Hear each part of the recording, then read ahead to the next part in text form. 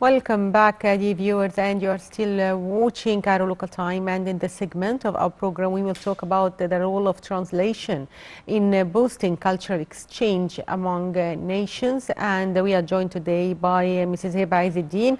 She is a newspaper writer and a translator. Good afternoon. Good afternoon. So first, Heba, tell us more about translation and to what extent it helps in boosting cultural exchange and cooperation between nations. Well, I always believe that translators and interpreters, it's kind of artists, it's kind of art that you need to be an artist in order to be an interpreter, because you are delivering the voice of the speaker, you're delivering the feelings, the thoughts of the speaker. You're not delivering just words maybe by translators. However, translators too need to transfer the culture. For me, I'm always facing in interpreting conferences and events that I'm transferring or interpreting from a culture into a culture. The speaker is speaking from his own or from her own culture and background and interpreting to different people who are understanding according to their culture as well. So I need to know the culture specific by the speakers and by the listeners as well in order to deliver the accurate messages. I remember that I was interpreting in one of the events in Arab states, and the listeners were British people, so they were surprised why the speaker starts to praise, to say a poem praising rulers. And they were really surprised. I see this in their facial expressions. They were wondering, so it's a kind of tradition. It's tradition. Yes, exactly. It's kind of of our Arab heritage. It's our history that we start by praising rulers, especially if they are there. And I was interpreting in an event. The rulers were presented. So in this case, if I just started to interpret whatsoever the speaker says, they will still surprised. Okay, what about the poem? Why didn't you interpret this poem? So before I interpret the poem, I just said that it's kind of our Arabic heritage, it's kind of our culture to start a speech by delivering a poem. And then they were, relieved. Yeah, now we understood why the speaker is saying this specific poem. So the culture, this is the role of the interpreter and the role of translator to deliver the accurate culture, to make everything clear, to make everything, clarified for the audiences, because I am the one who know the different cultures, so I need to deliver the specific, the correct, accurate cultures. So if we talk about the problems that face you in your work amid the coronavirus pandemic, can you tell us more about these problems and how do you face them? Yeah, well, we all suffer from the different circumstances. Actually, I can say sudden different circumstances of COVID-19, because everything turned to be online, everything turned to be electronic. And we have lost so many professional old people who did not know how to cope with the new circumstances. Digital transformation in many aspects of life. Yes, exactly. So RSI, remote simultaneous interpreting, is the new feature of being interpreter, and of course translators, they are translating online. And in this case everything turned to be in online features. As an interpreter, I need to know the new features of online applications like Zoom, like Google Meets, how to be updated with the new features. So as an interpreter in this pandemic, I just turned to be RSI. My title is RSI, so I'm interpreting remotely via Zoom, not like before the pandemic. Now I'm interpreting via Zoom, via Google Meets, different online webinars, and also there are so many meetings turned to be online. Yes. Training online and online instructions, everything turned to be online. So in this case, how to cope, how to survive amid this pandemic is just, you need to know the online features, you need to be updated. What I'm talking about is very professional, experienced old people they could not cope with the new technologies, with new features. So they prefer the traditional way, the traditional interpretation. And of course, nowadays, no one, you know, in order to protect the distance, no one can be like before, in-person translation. Everything has just turned to be online. So everyone just know how to deal with the online features, with Zoom features, just could be survived amid this Yes. pandemic.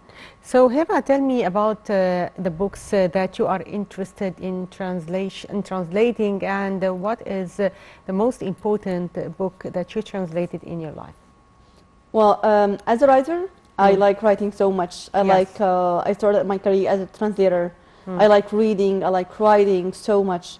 And for the first book I have translated, it was, it actually was very small books, I can say booklets. Yes. And then So you I started have, by booklets. yes, exactly, and in different fields actually. And then I have started with a book that's called Economic Development, and it was the bestseller in Egypt Book Fair in here.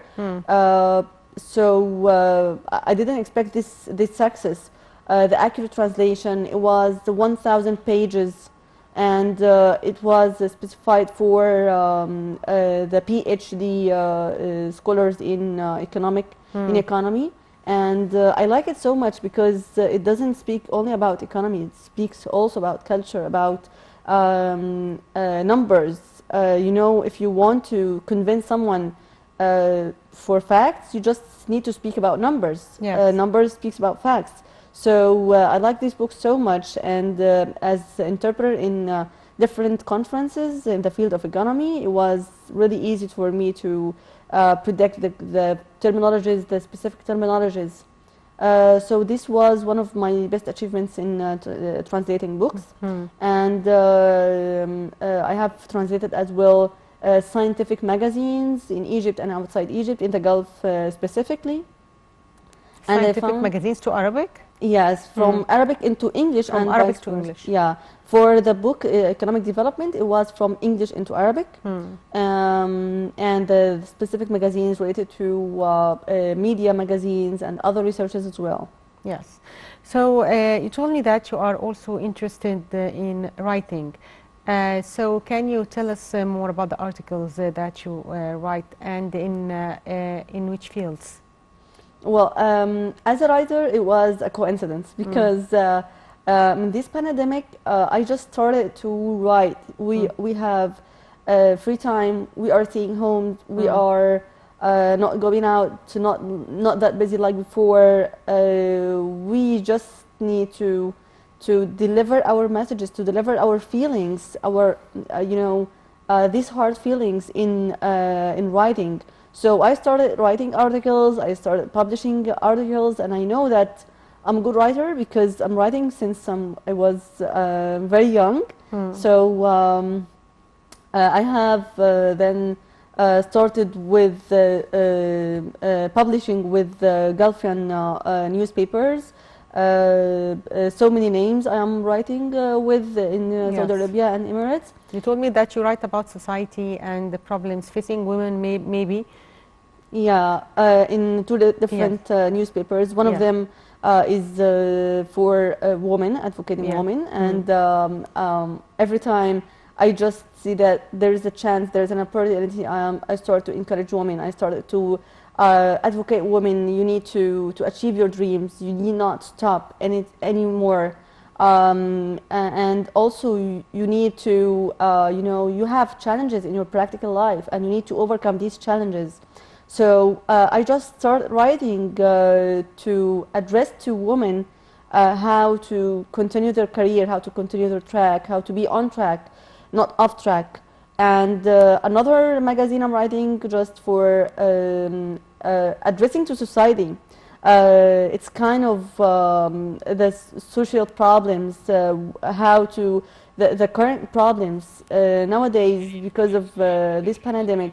We have so many concerns. We have so many, it's not good feelings we have inside. So Yes. we need to, for reading articles, how to protect yourself, how to be optimistic, not there is nothing will be more worse than this. So we need to read articles like this. So every time write some articles, I'm so happy when I receive comments. Someone says, I was so happy when I read your article because Yes. it gives me positivity in my life. Yes. Everything is really worse in my life, so it's really makes me positive. Yes. So there are so many updates, so many ideas that you can do amid this pandemic. So if we talk about reading, and that we can see that many people go for electronic books, do you think that book reading lost its charm nowadays? Well, actually, I'm the one who is, I'm coping with electronic devices. I'm coping with electronic applications, online Yeah. everything, I mean. But I'm still like reading the paper books. Yes. This is, it's kind of amusement I feel inside myself. However, everything becomes online right now. Yeah. So in this case, it's not only reading books, it's everything. Everything Yes. becomes online. Yeah. If you want to order food, if you want to book flight, if you want to make anything, you can just browse and it will be Yes. in order.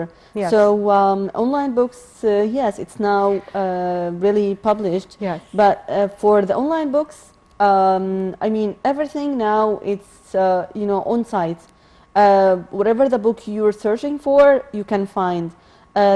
I like so much when international universities they open their libraries, their online libraries for free for the readers to encourage them to stay home. Yeah.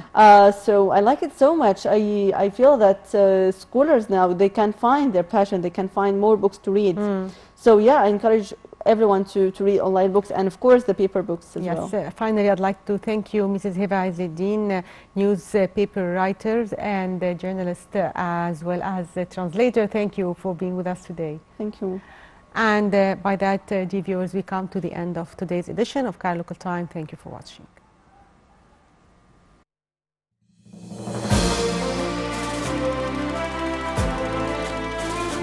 لازم نعترف